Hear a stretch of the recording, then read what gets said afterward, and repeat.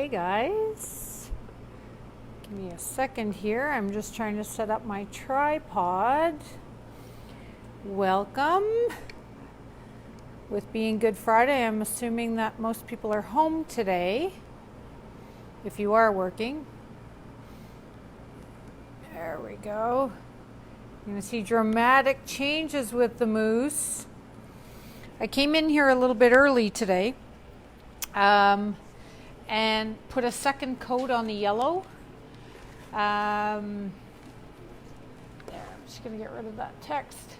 Put a second coat on the yellow because yesterday the yellow, well, I'll get in closer and I can show you that.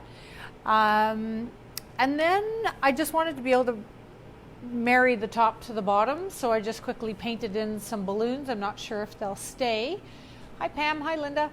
Hi Dulce. I'm not sure that the balloons will stay, but for now they're just there to complement the top and the bottom. So yeah, anyway, so I'm just going to keep painting and we'll see where today gets. I have to wrap it up a little bit early today because I have all that fundraiser stuff to do. Thank you to everyone who supported the fundraiser. I am so proud and honored to say that we were able to give the hospital over $5,000, which was my goal. So that is amazing to me. Thrilled to be able to do that, and I couldn't have done that if it wasn't for all of you. So thank you so much. Over the next few days, my husband and I will be processing all the making sure everybody gets their receipts and their tax receipts and all that, but more importantly that we get your paintings to you or your prints to you. So yeah, so I'm going to get painting because I could sit here and talk all day, but I realized that the less painting I do, and the more talking I do, the less progress I make on this painting. So I get bored of my artwork very quickly. So I'm sure a lot of you find the same if you get to a threshold where you're just tired of looking at the same thing. So because this is a big one, I'm not as bored this quickly, but I did get to a point where I was like, oh, I just want this to be, like I want to see some progress happening already. So yeah, so I'm going to continue to work a little bit. Fire away any questions or anything. Because of this fundraiser thing, it's been a little bit, well, okay, I won't lie, a lot time consuming. It has taken me away from my my duties to you guys in answering questions and things like that. So I've been less active on the chat and things lately only because I've been a little preoccupied with this. It's really interesting how when you do something like a fundraiser and you take it on by yourself, it still takes a village. So I'm still having to rely on the person who works on my website and the person who did the prints and the person who's delivering the prints. And so it does take a village, and it's still a lot of coordinating. And now on top of it, there's going to need I have to now communicate with everyone who supported it. And so that's my job right now. So I apologize for my sort of absence in the chats. Hi, Denise. It's only because this fundraiser has been just a wee bit preoccupying at the time. So, yeah, so you can see what I've done here. I've just taken out those 4 horizontal bands, which was driving me crazy, and come up with now this relationship between the top and the bottom. I'm not sure if the balloons will stay, but I had this idea that maybe if I tied this group of balloons to the front part of his legs and then this group of balloons to the back part of his legs, then that could add a level of whimsy to this blue moose. And I just thought of that. It's funny that I just chose blue sort of randomly off the top of my head, that there's a lot of restaurants and bars and things called the Blue Moose. I have no idea why. Is there such a thing called a blue moose? Anybody want to Google that one for me? It's really interesting how that just sort of accidentally happened. Anyway, as you can see, my little pencil my all pencil is getting shorter and shorter and shorter, and I'm going to have to start digging for another one. Like I told you, if you get into your favorite tools, like this pencil is one of my favorite tools, then it's worth it to buy like 10 at a time to make sure that you, hi Amanda, it's worth it to buy like 10 at a time to make sure that you have your tools when you need them. So another thing that I was talking to you about last time was saving all the bits that you scrape off, or little bits on the floor that become gems and treasures and everything else. I'm just looking at the bits that I tore off, and providing I have enough glue, I'm going to try and attach some of those right now, because I feel like they would be a nice relationship between the top and the bottom. So I'm going to go and pick up some of the paper that I actually just ripped off or cut off and use it as collage paper to put back into the painting. So random, of course, but little bits that you've already removed from the painting or tore off when you were working on an earlier level. I don't throw this stuff out right away, because this is already color coordinated little gems for you, right? That you don't need to worry about making sure that the tone is right or the piece of paper is right or whatever, because of course it's right. It was there from the beginning. So even though I've gotten rid of a lot of that coloring, I'm not sure where this bit came from, but it's a nice color.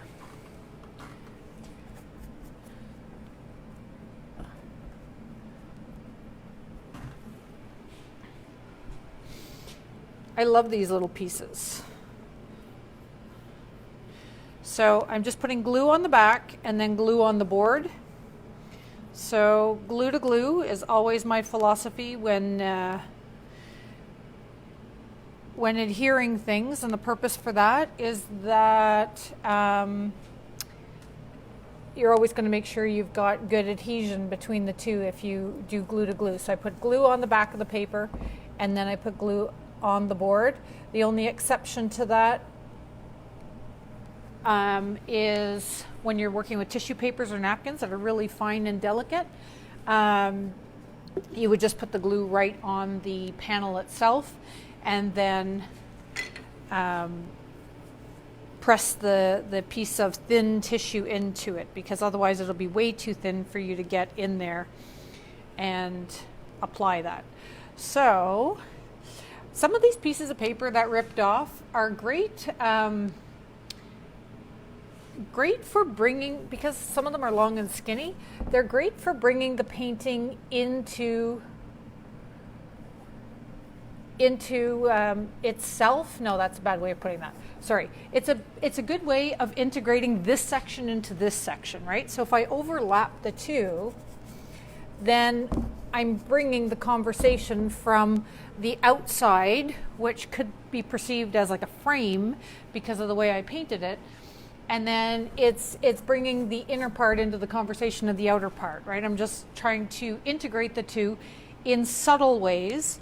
We don't always have to do everything super subtly, but at this point what I want to do is I want to be able to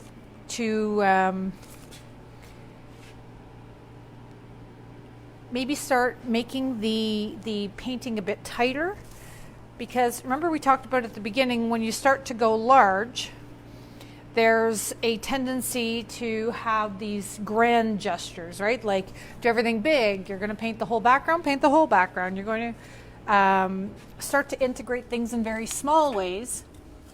And what I'm attempting to do with this now is to start to bring it into making smaller changes and more focused changes, so that I can start to wrap this painting up.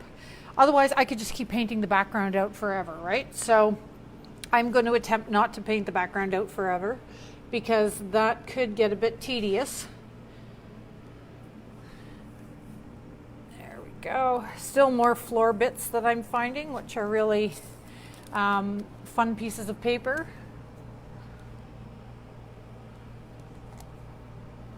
And they're really random, like I'm not really working too hard on, is this the right piece or is that the wrong piece or whatever.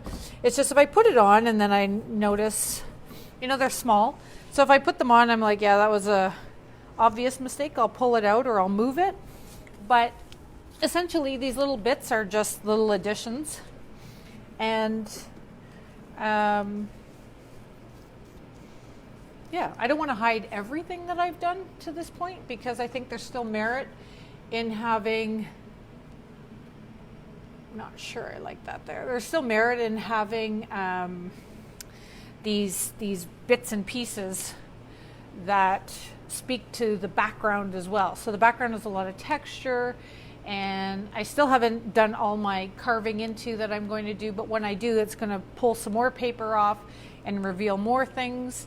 But this is a bit more just about adding some collage at this point that speaks to the different layers. I'm having a tough time trying to figure out where this one goes, and maybe it should save for later, but I don't know, I'm just tempted. I've got glue in my hand, and glue is at a premium these days, so I'm just going to put it down here for now, and maybe it'll stay, maybe it won't, but don't mind it at all.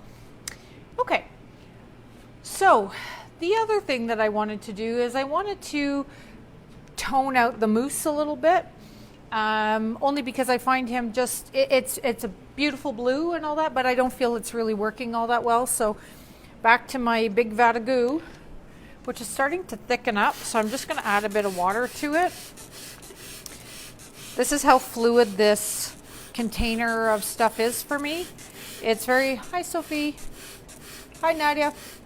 It's very fluid, but it's also very, like it changes all the time, right? So today it's looking a bit more like chocolate milk now that I've added some of that white to it.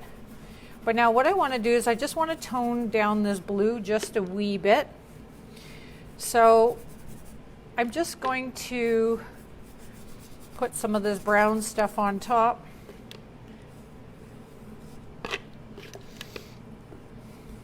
Liking the drips. All right, and now I'm going to get a baby wipe and I'm just going to start to blend it a little bit and maybe wash a lot of it off because I don't want it to look dirty. I just want it to look a little bit toned from the brightness that I had going on before. So, and I can get in with the camera if anybody wants me to in a bit, and I can show you some of the details, but I left some of that darker yellow showing in some parts, and it just, that was a happenstance thing as I was going along and toning it down with a bit of the white. So I had the yellow and from yesterday's background, and then I added some white to it, and it turned it down to this camel-like color, which I like very much. But then when I was going around, I left some of that yellow, just like I had left some of the black before. And I think overall it adds to the depth and dimension. And then now that moose actually feels much better to me with that little bit of brown in it. So I might go back in with some detail. And what that will look like is just taking a really, I don't know what you want to call it, like a scruffy brush, an older brush that has really got a lot of, I'll find something here and show you what I'm talking about. It's got a lot of wear to it. You want something that's really stiff as well.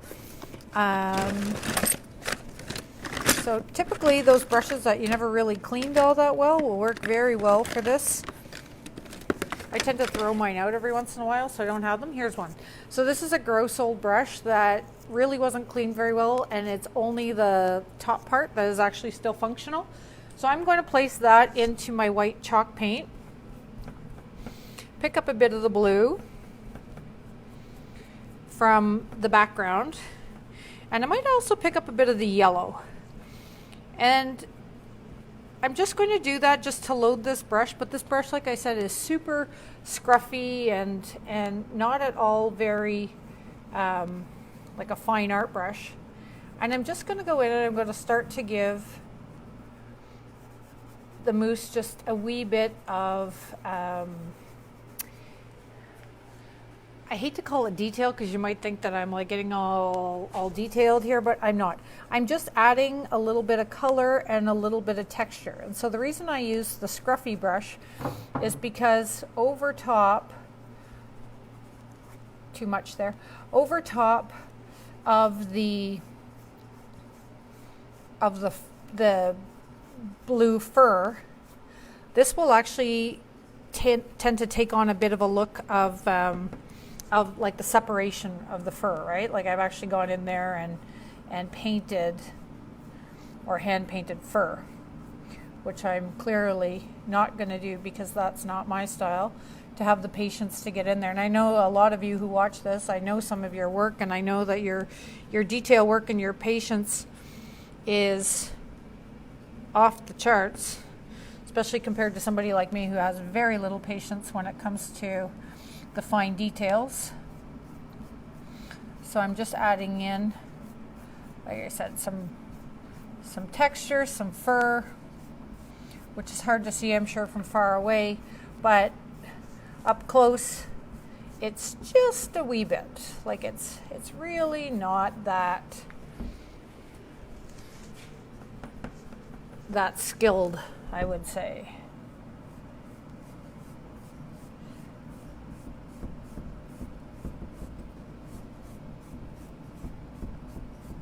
There we go.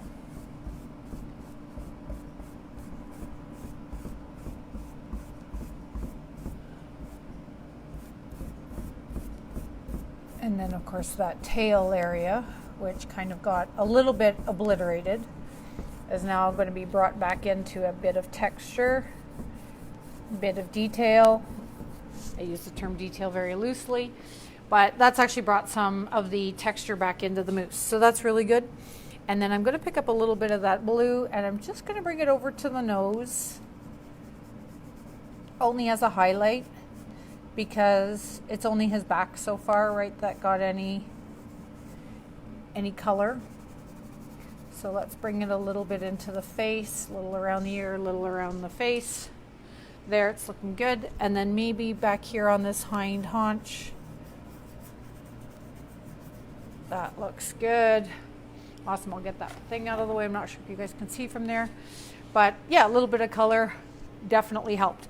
Now I'm going to take this dirty, scruffy brush and I'm going to just keep loading it up with more paint, right? So I'm not blending it together. The brush has various colors of paint in it, and I'm just going to dry brush some of these balloons, just because I just kind of painted them out super roughly and I'm not 100% sure that they're working. But if I just move some color throughout them, then maybe it will read as detail later. I might have to clean a few of them up, but all I wanted to do is move that color up to the top, right? So adjusting things like the shape of the balloons and all that stuff, I can do that afterwards. Right now I'm just trying to get a lot of big movement done and big color done so that it just reads a little nicer instead of the solid color blocking that I've already done on them. There. And we can add shadows and highlights afterwards, which will give the dimension and the roundness to the balloon. But for now, I'm just going to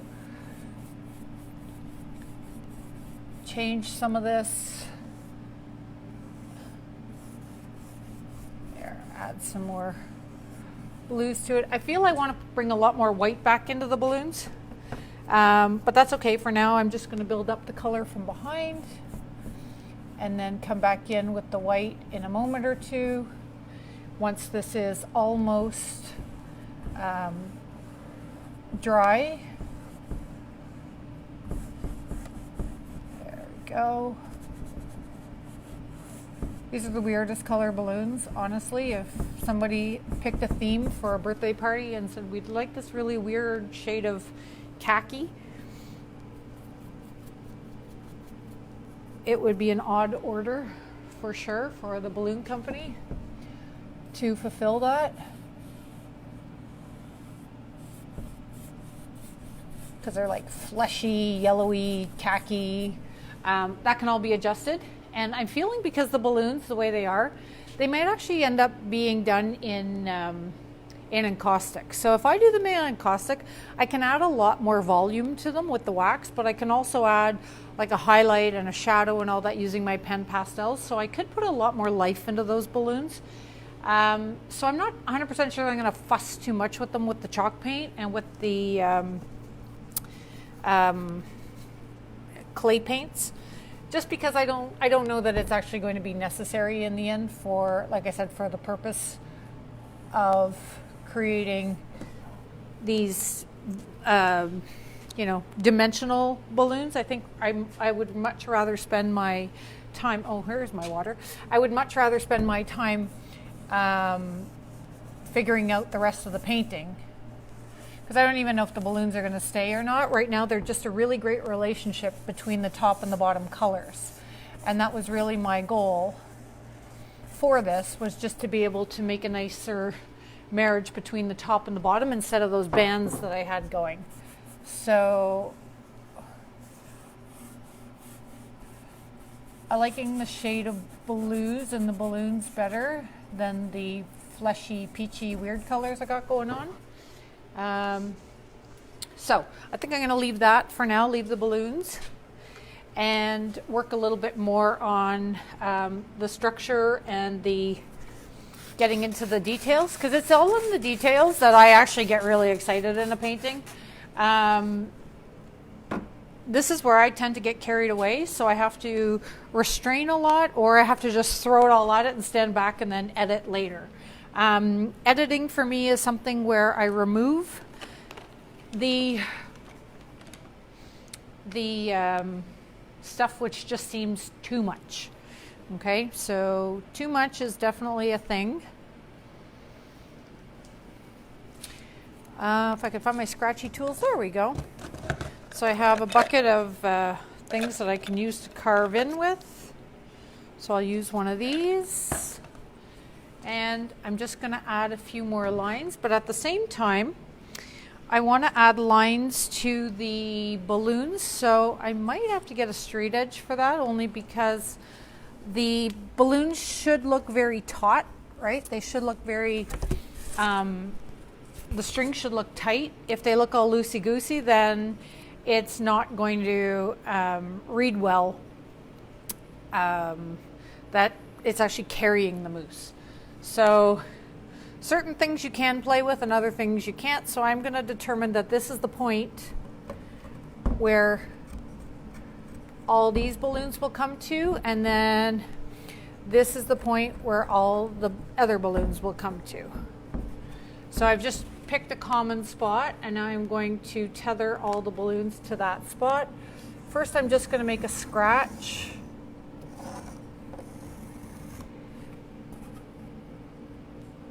And bring all these together.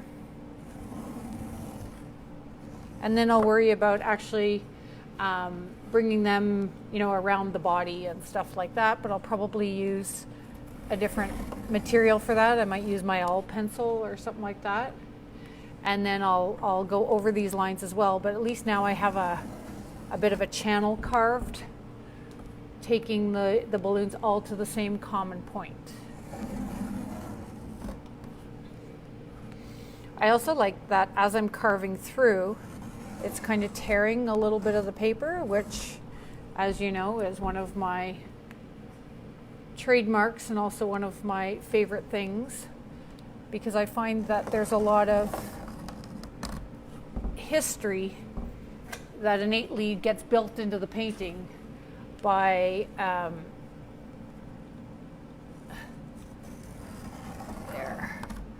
by digging through to some of the back layers. So let's carve this one, and then I think I have all my balloons covered. There's one more that's behind here, so I'm just going to, so that's good. Now I'm going to bring all the rest to this point. My paper got a little bit soggy there, so that's okay. I'm just going to peel it off.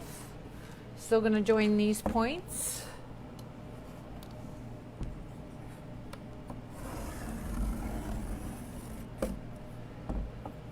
Now, the bottom, as you can see, if we're going to look at the value, right, our eye still goes down here because this is predominantly the biggest area of high and low contrast within the painting. So this is still where your eye is going to go,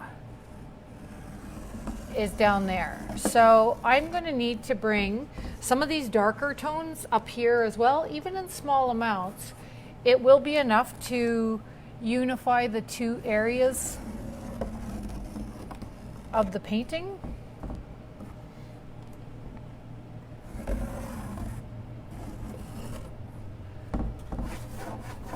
Yeah, the little carved out bits are just great. They're just working so nicely. And what I mean by carved out bits is because I'm scratching this in first, it's revealing some of the underlying papers, and it's really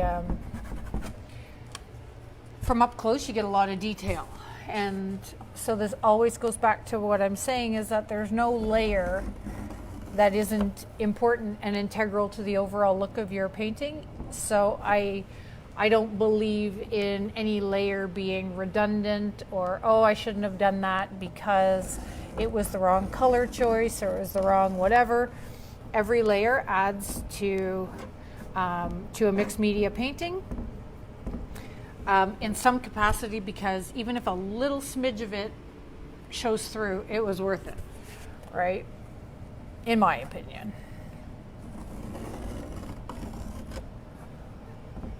All right, and I think I'm not sure what I've got going up here, but I'm just gonna fake in another balloon. My straight edge is not exactly straight anymore. It's getting a little soggy. Okay, so that's good. I have these 3 points now that are around the moose, and now what I need to do is kind of pick a sort of a random pattern for where it's actually tethered around the moose. So I might go behind the leg and in front of the leg.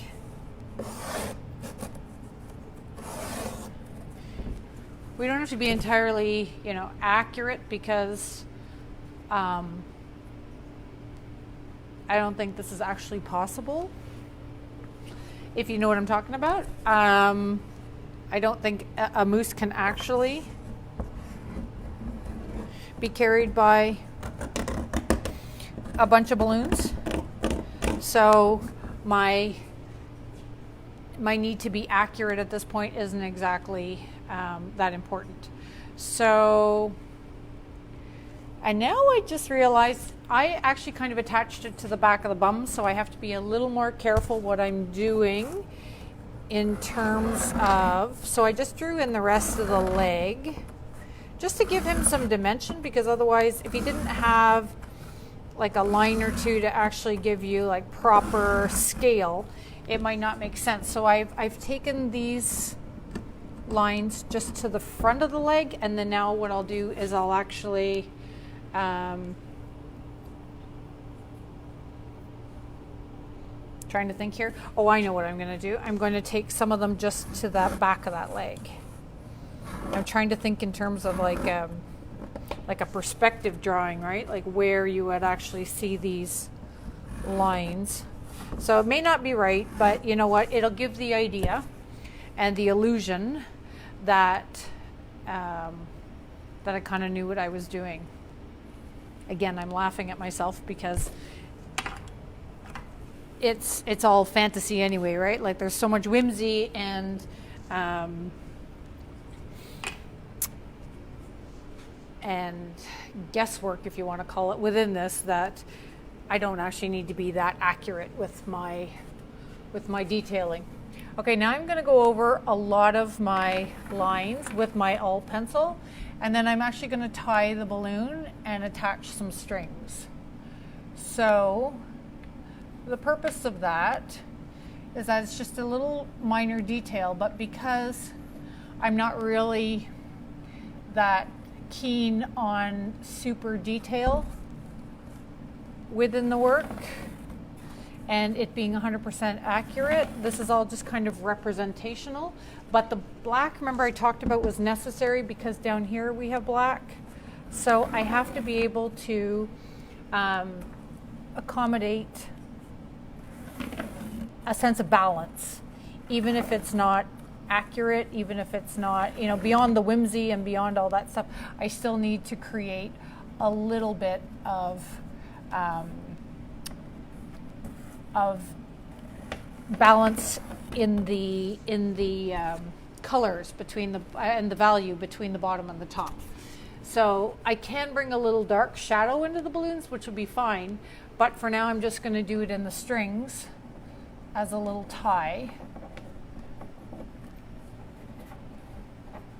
and that should do that as soon as I wet them. So you won't be able to see, actually, you know what, I can just spray these and then we can see it. So I'm just going to mist it very lightly first. And then what you can see is the black is starting to darken, and that's because the all pencil is water soluble. And so it's allowing me to have those marks absorb some of the water and get pretty fat. And what I'm going to do with that is I'm going to go on top and dry up some of the water just to get that to stop from bleeding even more. Again, I don't mind if it doesn't look entirely accurate. It's all good. And I'm going to follow some of these other ones down to where the animal's being tethered around his body. And then I'll spray that as well, darken it up.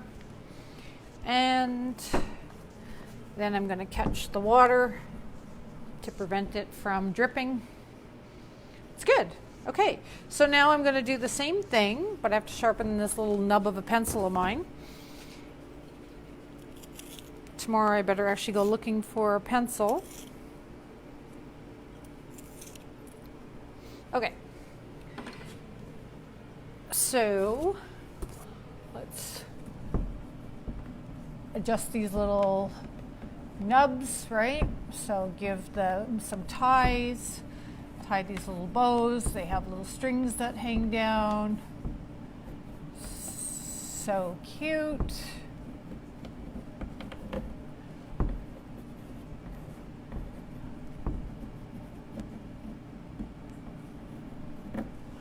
Okay, I think that part's good.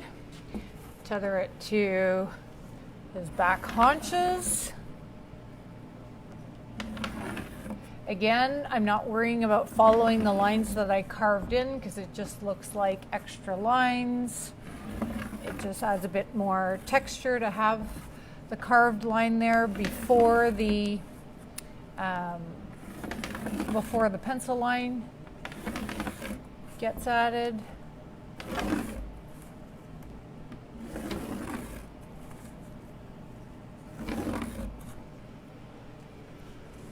Okay, then I have to tether it again, remember, to the animal's haunches. I'm going to do that before I spray it.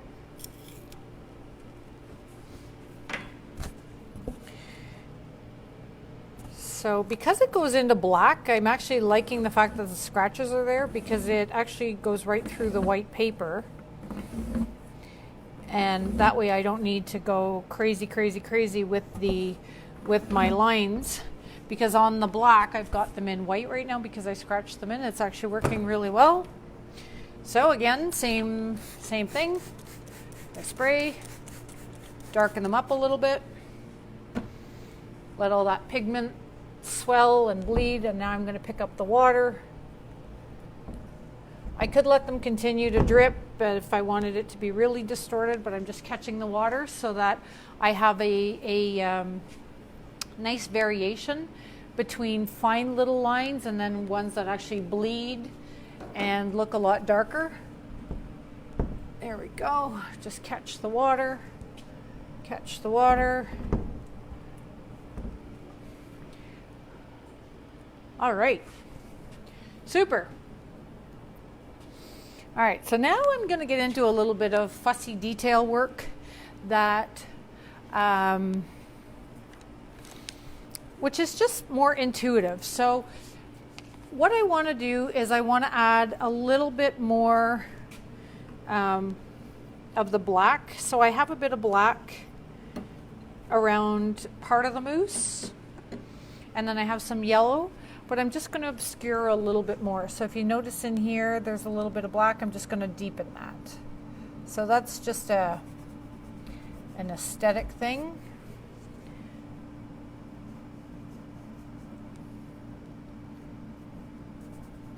Blend it out with my finger. And then I'm going to come up against... There we go. Come up against the details of the mousse.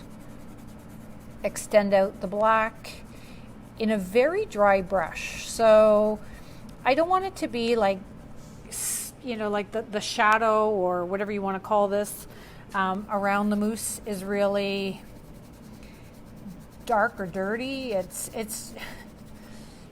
just a little bit of a dry brush just to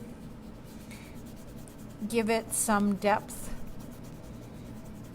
and take away from the fact that it looks like a cutout. Remember I was saying that I was really not sure about those flowers? Now I'm even less sure about those flowers. So you know what I'm going to do? I'm just going to get rid of them subtly. So I don't even need to paint them out solid right now. I'm just feeling like it might need just a little bit of a tone down. And then where I've created this shadow under his two legs, I'll just darken that in there. Yeah, I think that feels better. The white was just a lot, I don't know, it was a little in my face, I think. So now I'm going to go in and add a bit more shadow, like I said, without trying to give him a, you know, a punch.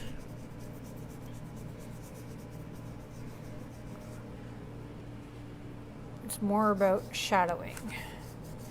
So also under the tail, we have this sort of elusive area that is kind of, I'm calling it the tail, but I don't even know really what a baby moose tail looks like because I think I lost it in the image somehow, but that's okay.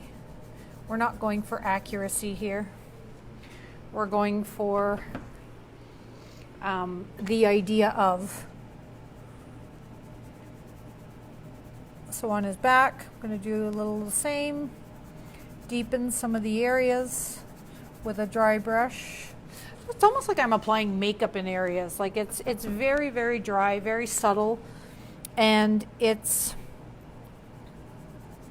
as thin as adding a layer of makeup.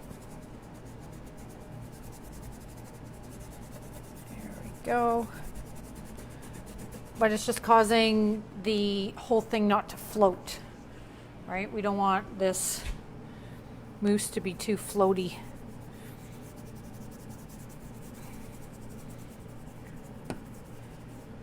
Okay, so like I said, this is like really fine detail work, which is not really in and I don't want to even use the word detail because you might get the wrong impression that I sit there and paint in every hair and work on details. It's not detail, it's more like finishing touches. So when we were talking at the beginning about going larger, painting larger, we were really talking about those gross movements, right? The big changes that need to happen, because otherwise we'd be working on this painting for 6 months. So I work on big gestures until I get to that point where I'm like, okay, now I can start to get tighter with the little marks, because it's all in the details is what ends up being sort of the essence of this painting. So this painting is not about my super fine detail. My painting is about the details. So these small ones, the little subtle things that that people will continue to look into the painting, and then they say, you know, it's crazy because the more I look at that painting, the more I see in it. And that's exactly what I want someone to be able to see in my work, is not my ability to get in really tight and work on really small, fine details. Is to be able to know which details are the important ones to sit on the surface. Hi, Terry. Hi, Linda. So I am going to also bring in just a bit more of that yellow, if I can find it. See, there's a few little areas of that darker yellow, and I like it because the black gives us a nice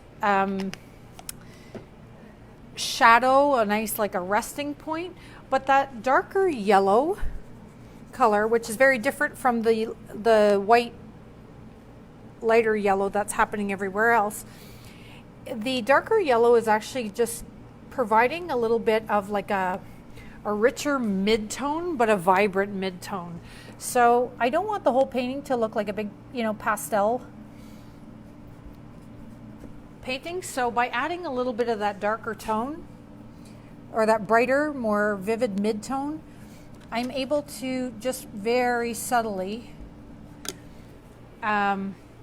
give you sort of a hint of what the predominant feeling is of the painting. I don't want you to feel like it's all moody, it's all black. I want people to walk away remembering, you know, oh, it's really yellow, it's got warm yellows, it makes you feel good. So that's what I'm going for, just by adding a little bit of that color back to the surface. It's just like when you also do a walnut ink or a patina. So, here's a great little example, but also a little tip for those of you working in caustic and things as well. So if we patina the whole surface, and thanks, Terry, if we add a whole patina and we unify the whole thing, right? So let's say we add a raw umber, which is my favorite patina color, over the whole thing, and then we remove it and it just stays in the grooves and all that stuff. I find one of the most important things is to go back in with some of that pure pigmented encaustic and put it back onto the surface. So, and it doesn't have to be everywhere. It's just a few little bits of that pure color before you added the patina, because those two things coming together, it's such a nice relationship between the bottom and the top layers. And so that's all I'm doing with this. I'm just bringing back one of those layers and working it back into the surface, if you will,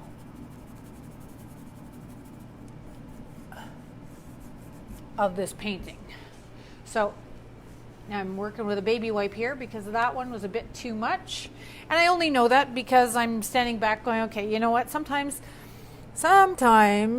you can take things a little bit too far. And I'm not looking at anybody except for myself when I say that, because I know, like I said, I know I have a tendency to, you know, if a little bit of pink looks great, can you imagine how great a lot of pink looks? So I tend to fall into that trap quite a bit. And I have to remember that an accent's an accent and nothing more. So I think I've added enough of that yellow back in. Super happy with that. I think I can add a bit more black under his body here. Maybe not. I don't know. Let's see. The worst that can happen is I'd have to take it out, but I just feel like there could be a lot more shadowing happening under the body. Not that we're going for accuracy here, but it just seems to me like it is something that is plausible, right?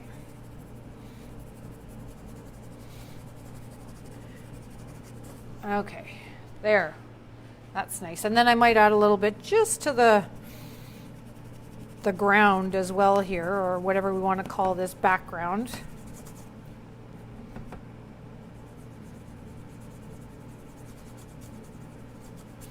There. See, now I've gotten carried away. Now I need to do the back part as well. So I'll just get in here and add a little more.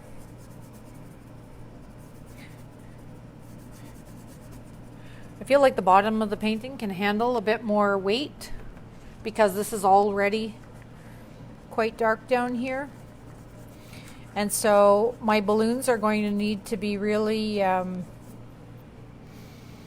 important, if you will, to the, there we go. My balloons are going to be really important to the overall balance of the two. Just right now they feel like they're a little matchy-matchy, but we'll work on those later. So I think the moose has a pretty good balance right now. I'm not feeling like I want to do too much more with him. I like the ties. One thing I might do is I'm finding the background, just for me, just a little muddy. So how I'm going to warm that up is just to, not even warm, that's a bad word. I'm not warming, I'm actually just going to take a little bit of the white and maybe crisp up a little bit. So on the outside, I may bring in a bit more of the white. What time is it? Oh my gosh, are we done for time again? I can't believe this, guys. Okay, so I'm not sure everyone's feeling about working on the weekend because I completely forgot it was Easter. As every day seems like a holiday now. I'm loving this new pace. I know that sounds really bad, and maybe some of you enjoying it too, but the new pace of just being able to choose my day hours rather than my working hours, instead of them being dictated me by society telling me that, you know, you get up at this hour, you start to work at this hour, and that sort of thing. It's just as interesting that I realize I've always had a choice, but now it feels like I really have a choice, and I love that. I think it's actually really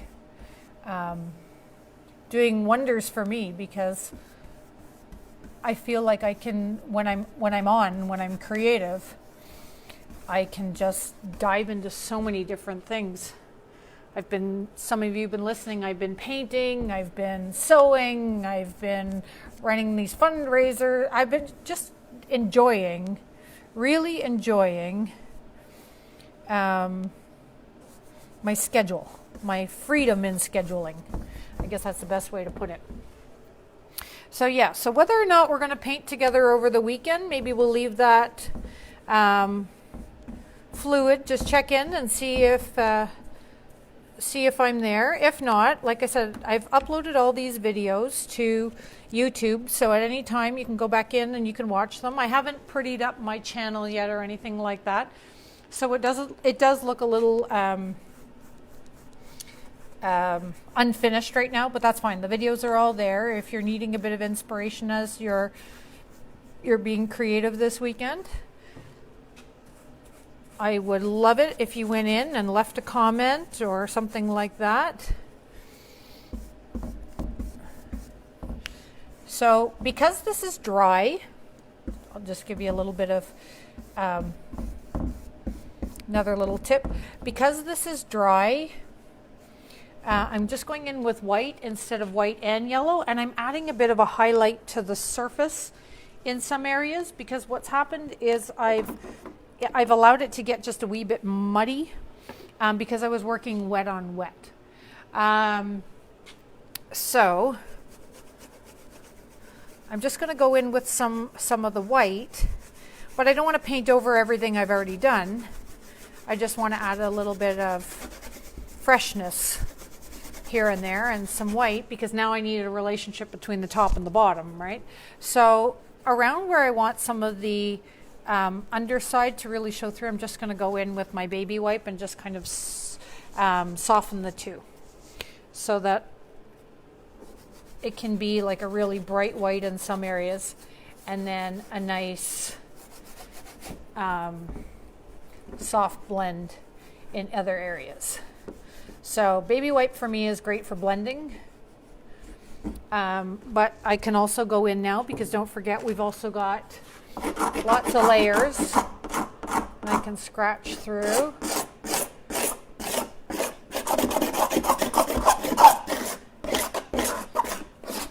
And it's doing nothing more than giving me a few, just some more depth, right? I'm just adding a bit more depth into it. Anyways, I'm just going to warm up some of this white. I keep saying warm, that's the wrong idea. I'm going to freshen up some of this white so that it's not as muddy looking, because the back yellow, we know it's yellow, but if it's a consistent yellow all the way, for me, it just looks a little too separate from the top. So I'm just trying to get the two to complement one another, the top and the bottom. I have to be careful with my strings because my strings are still in water soluble crayon. So my drips are dry, so I'm able to just go over with the white and freshen that up. Getting a really nice contrast between the top and the bottom. And as well, it's a contrast, but it's also a nice relationship, right? So this is looking slick.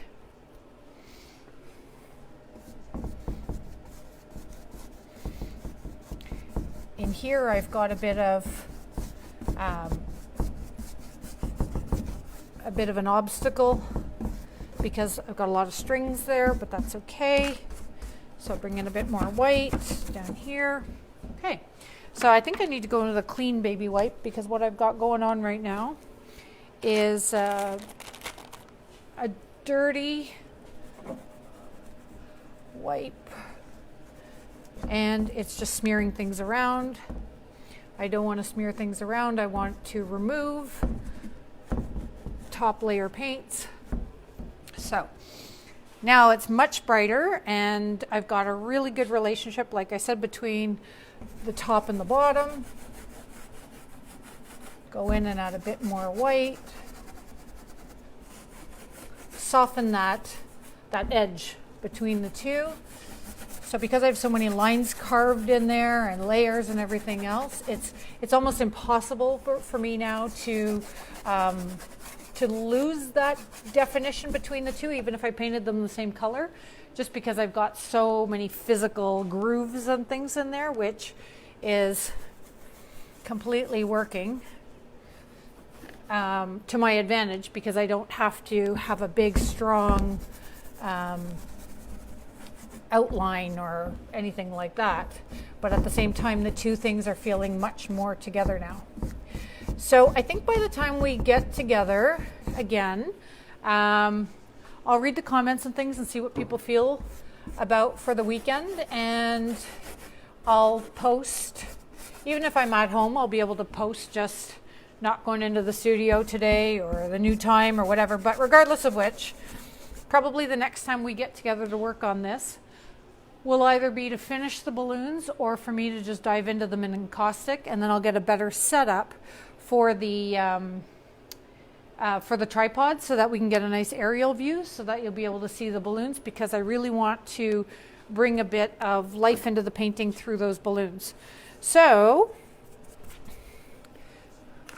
I'm just noticing a little area where I could bring in a bit of color is in this back leg.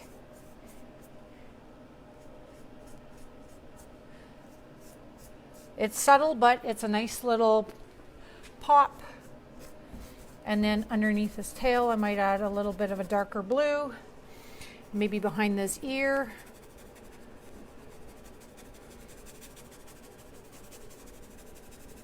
Blend the darker blue into the black, maybe even pick up a little black, make it a bit darker. There. Okay, so he definitely has some volume in his blue fur.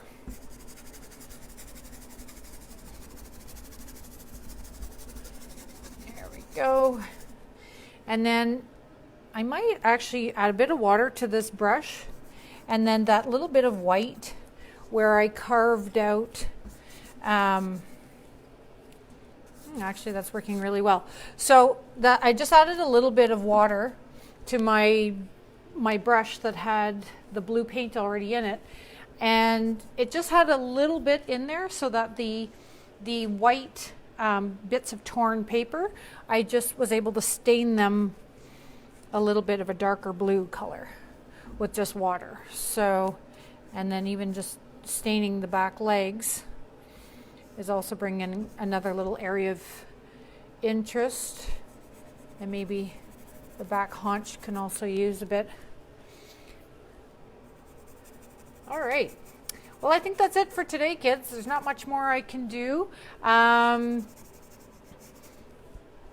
going to be, you know, for you to be able to witness before I end up changing it too much.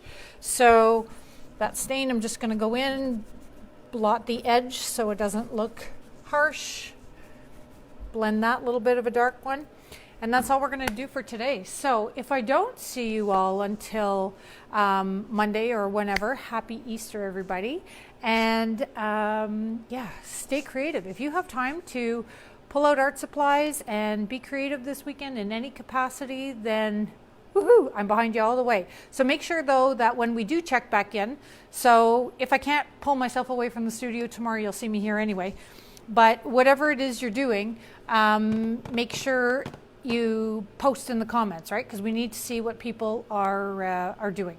So big kisses, thank you, love you all, and we'll see you on Happy Easter, Happy Easter. We'll see you all over the weekend. Okay, bye.